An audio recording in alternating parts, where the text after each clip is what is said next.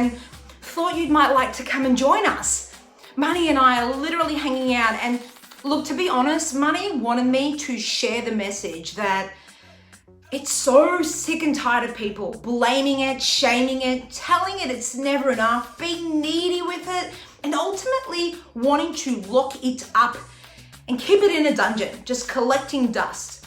And it got me to thinking how shitty most people treat money.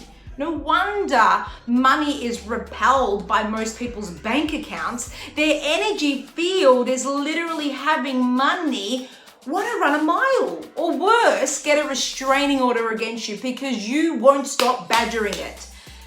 I know, money. It's okay. I love you.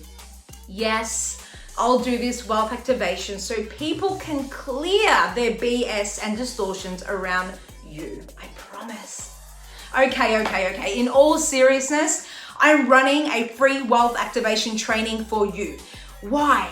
Well, when you do the work to shift all the BS programming that you have around money and all the things that were blocking you from vibrating at that frequency, that's when you shift into true abundance, true wealth. And that's when the strategies you implement are going to finally work to have your vehicle take off and soar.